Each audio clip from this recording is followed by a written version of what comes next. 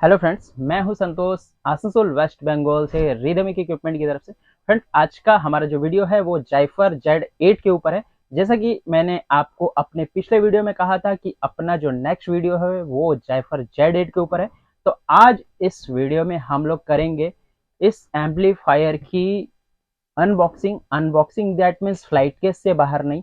Amplifier के ढक्कन को खोलेंगे, इसके प्राइस डिटेल्स के बारे में डिस्कस करेंगे, साथ में हम लोग लोड कितना दे सकते हैं और एम्पलीफायर लेने के समय हमें क्या क्या चीजें ध्यान रखनी चाहिए, क्योंकि जब हम इतना महंगा प्रोडक्ट लेते हैं तो हमारे माइंड में रहना चाहिए कि हमें क्या क्या सेफ्टी फीचर्स देखना पड़ता है एम्पलीफायर लेते हैं। सबसे पहले आज हम लोग एम्पलीफायर के प्राइसिंग के ऊपर 1,07,000 से लेके 1,11,000 या कहीं पे और भी कम में ये एम्पलीफायर आपको मिल सकता है। तो फ्रेंड, जिनको बस प्राइस से मतलब था वो प्राइसिंग मैंने वीडियो के स्टार्टिंग में बता दिया।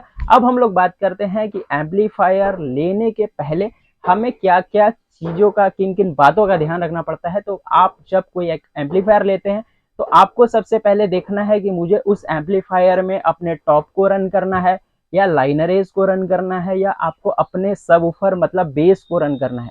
तो ये जायफर Z8 है, ये बेस के लिए एम्पलीफायर है। दूसरा कि वो एम्पलीफायर किस क्लास का है, क्लास ए बी है, क्लास ए है, क्लास एच है या क्लास डी है। तो अगर हम बात करें तो क्लास डी जो होता है अभी के समय में सबसे परफेक्ट एम्पलीफायर है आपके सबवूफर को रन करने के लिए। तीसरी अगर हम मोस्ट इंपॉर्टेंट बात करें तो हमें डैम्पिंग ज्यादा चाहिए होता है अपने बेस को रन करने के लिए। तो इस एम्पलीफायर में आपको डैम्पिंग फैक्टर जो है 1,000 के करीब देखने को मिल जाता है। और चौथी बात यह है कि वोल्टेज स्टेबिलिटी है या नहीं एम्पलीफायर में। मतलब अगर आप लो वोल्टेज पे एम्पलीफायर को रन करना चाहते हैं तो ये एम्पलीफायर रन करेगा या नहीं करेगा। ये सबसे टॉप मोस्ट इंपॉर्टेंट पॉइंट है कि लो वोल्टेज पे ये एम्पलीफायर रन करेगा या नहीं करेगा। कंपनी का कहना है कि इसका जो करंट का रेशियो आप समझ सकते हैं या रिस्पॉन्स आप समझ सकते हैं, 170 वोल्ट से लेके 255 वोल्ट के बीच में अगर रहेगा, मतलब 170 से नीचे आएगा तो ये एम्पलीफायर आपका क्लिप हो सकता है या ट्रिप हो सकता है। तो अगर आपके पास वोल्टेज का इशू है तो ये एम्पलीफायर आप नहीं लें तो आपके लिए बेहतर होगा, क्योंकि क्लास डी में वोल्टेज इश्यूज आते हैं। इसके बाद का पॉइंट आता है कि हमें हमारा जो टॉप है या हमारा बेस है वो कितने वाट का है और हम जो एम्पलीफायर लेना चाह रहे हैं उसका ओम्स में कितना वाटेज है। तो अगर मैं बात करूं जायफर Z8 की तो ये आपको 8 ओम्स में 2450 वाट दे देता है। अगर हम 4 ओम्स की बात करें तो ये 4,000 वाट आपको दे देता है। मतलब आज के समय में जैसा मार्केट में स्पीकर्स है 1500 वाट, 2000 वाट, 2500 वाट, तो ये एम्पलीफायर दो स्पीकर्स मतलब दो हेवी स्पीकर्स को एक चैनल में रन कर सकता है। मतलब आप इस एम्पलीफायर में 4 हेवी 18 इंच या 21 इंच के स्पीकर अकॉर्डिंग टू वाटेज आप देख लीजिएगा, अपना कैलकुलेशन करके आप इसमें रन कर सकते हैं। और अगर हम 2 ओम्स की बात करें तो इस एम्पलीफायर में हमें 3200 वाट हम लोग लोड दे सकते हैं। लेकिन देखिए होता क्या है ना कि 8 ओम्स में जितना वाटेज मिलता है उससे ज्यादा हमें 4 ओम्स में मिलना चाहिए, उससे भी ज्यादा हमें 2 ओम्स में मिलना चाहिए। लेकिन इस एम्पलीफायर में 4 ओम्स में 4,000 वाट है और 2 ओम्स में जैसा गूगल स्टडी मैंने किया है 3200 वाट है। तो ये शायद हो सकता है कंपनी का कुछ अपना स्पेसिफिकेशन हो या हो सकता है मिस प्रिंट का कुछ इशू है, मुझे इसके विषय में ज्यादा जानकारी नहीं है। लोग फिलहाल आ जाते हैं एम्पलीफायर के ऊपर। तो मेरे सामने ही आप यहाँ देख सकते हैं ये जायफर Z8 का एम्पलीफायर है जिसका फ्लाइट केस आप देख सकते हैं बहुत ही ज्यादा मजबूत है, जो कि नॉर्मल मार्केट के जितने भी फ्लाइट केस है उससे बहुत ज्यादा मजबूत है। अभी हम लोग इस फ्लाइट केस को खोल लेते हैं। अभी मैंने ये ढक्कन को खोल लिया, अभी मैं आपको क्लोज लुक दिखाता हूँ। देखिए ये साइड का जो पत्ती दिया हुआ है ना, ये नॉर्मल नहीं है, दूसरे में एंगल्स आपको देखने को मिलता है, लेकिन इसमें कर्व टाइप का है। और ये जब आप उठाएंगे ना तो बहुत हेवी है। साथ में अगर मैं एम्पलीफायर के फ्लाइट केस की बात करूँ तो यहाँ आप देख सकते हैं ये बैक में है जो एम्पलीफायर हम लोग यहाँ पे माउंट करेंगे, फ्रंट के लिए भी दिया गया है। और एम्पलीफायर में यहाँ पे आपको देखिए जायफर लैब्स का लोगो देखने को मिलता है। दैट्स मीन ये जो लोगो है आप लोगों को बहुत को पता होगा, ये महाराणा प्रताप जी का लोगो है। कंपनी ने शायद इनको आइडियल माना है या क्या, इनका लोगो यहाँ पे मेंशन है। आप लोग इस लोगो के से समझ सकते हैं कि ये जायफर लैब्स का लोगो है। अभी हम लोग जायफर Z8 के ढक्कन को खोलेंगे। यहाँ जब हम लोग ये ढक्कन खोलते हैं ये ढक्कन भी बहुत ज़्यादा वेटेड है, हल्का दूसरे एम्पलीफायर्स की तरह ढक्कन नहीं है। और इसमें ना मैं कहूँ तो आज तक मैंने जितने एम्पलीफायर को ओपन किया ना, सबसे ज़्यादा स्क्रू, नट बोल्ट्स, एलन की मुझे इस एम्पलीफायर में देखने को मिला है और ये बहुत ही हेवी है। अब हम लोग आगे देखते हैं कि और क्या क्या स्पेयर पार्ट्स इसमें लगे हुए हैं। फ्रेंड्स, यहाँ पे हम लोग एम्पलीफायर के लुक की बात कर रहे हैं। यहाँ पे देखिए चैनल 1 का वॉल्यूम है, चैनल 2 का वॉल्यूम है। यहाँ दोनों चैनल के लिए लेबल दिया गया है। यहाँ 0 dB मेंशन है। क्लिप और प्रोटेक्ट, अगर किसी टाइप का इसमें शॉर्ट सर्किट होता है, ये लाइट अपना रेड हो जाएगा, उसके बाद ये नॉर्मल नहीं होगा। यहाँ पे देखिए जायफर लैब्स का लोगो है। यहाँ पे आप देख सकते हैं जायफर labs Z8 the dust stepper extreme bass amplifier. यहाँ पे ऑन ऑफ स्विच आपको देखने को मिल जाता है। फ्रेंड्स, अगर हम बात करें इस एम्पलीफायर के बैक व्यू की, तो आप यहाँ पे देख सकते हैं 15 एम्पियर का बहुत हेवी सॉकेट दिया गया है। और चूंकि ये क्लास डी का एम्पलीफायर है, तो देखिए यहाँ फेज, न्यूट्रल और अर्थ तीनों को दिया गया है। दूसरे एम्पलीफायर्स में हम लोग क्या करते हैं ना, बस फेज न्यूट्रल लगा देते हैं, लेकिन अर्थ पे ध्यान नहीं देते। लेकिन क्लास डी के एम्पलीफायर्स में आपको अर्थ पे भी ध्यान रखना है। अगर आपने अपने पावर वाले बोर्ड में अगर अर्थ नहीं किया है, तो अर्थ भी कर ले। और अगर आप ग्राउंड लेवल पे काम करते हैं, तो वहां पे भी ग्राउंड में आप अर्थिंग दे सकते हैं इस एम्पलीफायर को, ताकि जो पावर का शॉर्ट सर्किट हो वो हमारे एम्पलीफायर से ग्राउंड में चला जाए। यहाँ पे एम्पलीफायर का सीरियल नंबर देखने को मिलता है, और ये जो सीरियल नंबर है वो हमारे फ्लाइट केस में भी होता है, और यही सीरियल नंबर हमें इसके मॉड्यूल पे भी देखने को मिलता है। आप यहाँ पे इनपुट्स देख सकते हैं, इन्होंने न्यूट्रिक का इनपुट यूज किया है। एक्सएलआर मेल फीमेल 2 इन है 2 आउट है, या आप इसमें भी इन कर सकते हैं या इसमें भी इन कर सकते हैं। उसके बाद आपको यहाँ पे 4 न्यूट्रिक के स्पीकॉन देखने को मिलते हैं, जो कि न्यूट्रिक के ओरिजिनल स्पीकॉन लगे हुए हैं। इसमें मेरिट ये है कि काम आपका जल्दी हो जाएगा, लेकिन डीमेरिट ये है कि अगर ये स्पीकॉन्स अगर आपके खराब होते हैं, मेल्ट होते हैं, तो फिर आपको इसको चेंज करवाना होगा। इसी के लिए मैं आपको सजेस्ट करूंगा कि चूंकि ये बहुत हेवी स्पीकर्स हम लोग इसमें बजाते हैं, तो 4 स्पीकॉन आप इसमें यूज करें। ऐसा नहीं है बस चैनल 1 और 2 में डाल दिए हो गया, ऐसा नहीं है। चारों में हमें यूज करना है, और हम लोग ओरिजिनल न्यूट्रिक के ही स्पीकॉन यूज करें। ऐसा नहीं है मार्केट से 40 रुपए वाला स्पीकॉन खरीद लेना है और या 100 रुपए वाला स्पीकॉन लगा लेना है, ऐसा नहीं है। आप न्यूट्रिक का ओरिजिनल स्पीकॉन खरीदिए, आपको अप्रोक्स 450 से 500 के बीच में आपको मिल जाएगा। यहाँ पे आप देख सकते हैं, आपको चेम्बर्स को ठंडे करने के लिए, मॉड्यूल को ठंडे करने के लिए आपको एक 4 इंच का फैन देखने को मिल जाता है। ये चैनल 1 का मॉड्यूल है, ये चैनल 2 का मॉड्यूल है। इस एम्पलीफायर में जो भी कैपेसिटर्स यूज है बहुत ही हाई ग्रेड का है, और जिनको इस एसेसरीज इन जो कैपेसिटर्स लगे हुए हैं उनका अगर नॉलेज होगा, तो वो बता सकते हैं ये मार्केट के दूसरे जो क्लास एच या दूसरे क्लास के एम्पलीफायर्स होते हैं उससे ये महंगा होता है। और साथ में देखिए इसमें क्या है ना, ये जो रिले लगा है, अगर दोनों चैनल में किसी भी टाइप का शॉर्ट सर्किट होता है, तो ये रिले पिकअप ही नहीं करेगा, मतलब ये रिले पिकअप छोड़ेगा नहीं, जिससे ये एम्पलीफायर ऑन हो सके। तो इससे क्या है कि हमारा जो दूसरा जो प्रॉब्लम आता है, कभी कभी क्या होता है कि ये रिले पिकअप नहीं करने की वजह से हमारे आगे भी मॉसफेट्स को डैमेज करता है, लेकिन इसमें ऐसा प्रॉब्लम आपको नहीं देखने को मिलेगा। साथ में यहाँ पे आप देख सकते हैं ये फ्यूज है, यहाँ पे ये 2 बोर्ड आपका लगा हुआ है वॉल्यूम VC पोटेंशियोमीटर के लिए। उसके पीछे यहाँ पे आप ड्राइवर पीसी भी देख सकते हैं।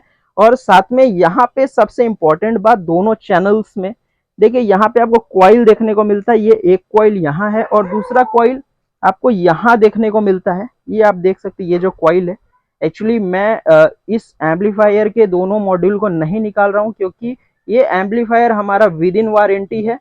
तो यहाँ पे भी ये लगा हुआ है। तो इस कॉइल का काम है कि हमारे स्पीकर्स को प्रोटेक्ट करता है। ये ऐसा एम्पलीफायर है जो हमारे दूसरे एम्पलीफायर्स के मुकाबले हमारे स्पीकर को कम डैमेज करता है। अब हम लोग बात करते हैं इस एम्पलीफायर का फ्रीक्वेंसी रिस्पॉन्स कितना है, मतलब कितनी फ्रीक्वेंसी के बीच ये काम करेगा। क्योंकि ये बेस के लिए है, तो हमें ये जानना जरूरी है कि ये कितने फ्रीक्वेंसी के बीच काम करेगा। तो 20 हर्ट्ज से लेके 1 किलो हर्ट्ज तक की फ्रीक्वेंसी को ये पास करेगा, उसके बाद की फ्रीक्वेंसी को ये बाईपास करेगा। मतलब आप कह सकते हैं कि 20 हर्ट्ज से लेकर 1 किलो हर्ट्ज में, मतलब आपको प्रॉपर लो के साथ में आपको लो मिड भी इसमें देखने को मिलेगा। और दूसरे एम्पलीफायर्स के मुकाबले ये बहुत तगड़ा है। ये एनालॉग एम्पलीफायर है, इसमें कोई एसएमपीएस यूज नहीं है, टोराइडल ट्रांसफार्मर है। लेकिन फिर भी आप कह सकते हैं ये जो कॉइल दिया गया है ये खुद में एक एक्टिव क्रॉसओवर का काम करता है, जो कि क्या है कि हमारे सिस्टम हमारे स्पीकर्स को उतनी ही फ्रीक्वेंसी प्रोवाइड करेगा। अगर हम लोग एक्टिव क्रॉसओवर नहीं भी लगाते हैं तो ये एम्पलीफायर डिजाइन ही ऐसा हुआ है कि हमारे बेस को आराम से बिल्कुल स्मूथली रन कर सके। अब हम लोग बात करते हैं इस एम्पलीफायर के वेट की, तो ये एम्पलीफायर आपको 38 किलो 500 ग्राम का देखने को मिलता है। अब हम लोग बात करते हैं ये एम्पलीफायर हमारे लिए फायदेमंद है या नहीं है। तो देखिए, मैं जैसा कहूंगा, मैंने इस एम्पलीफायर में बहुत सारा काम किया है। मेरा वीडियो जो मैं बनाता हूँ ना, उससे पहले मैं डेफिनेटली प्रोडक्ट्स को बजा के देख लेता हूँ, और मैंने इस एम्पलीफायर में बहुत सारा काम किया है। इस एम्पलीफायर में मुझे ये पॉजिटिव चीज देखने को मिली कि दूसरे एम्पलीफायर्स के मुकाबले ये एम्पलीफायर बहुत पावरफुल है। आप इसमें बेस अगर बजाते हैं ना, आपका दिल खुश हो जाएगा। मैं कहूंगा इस एम्पलीफायर में इतना दम है ना कि 4 बेस में जो प्रेशर आता है ना, वो आपके 3 या 2 बेस में वो फाड़ के बाहर कर देगा बेस को। आप बोल सकते हैं बेस का बाप है ये एम्पलीफायर। अब हम लोग बात करते हैं कि ये एम्पलीफायर हमारे लिए फायदेमंद है कि नहीं। डेफिनेटली ये एम्पलीफायर हमारे लिए फायदेमंद है, क्योंकि ये मेड इन इंडिया प्रोडक्ट है। हमारे एमपी इंदौर में बनता है ये प्रोडक्ट, और 2 साल की वारंटी के साथ आता है। तो अगर आप ये प्रोडक्ट लेते हैं तो बिल के साथ ही लीजिएगा, विदाउट जीएसटी गलती से भी ये प्रोडक्ट आप परचेस मत करिएगा।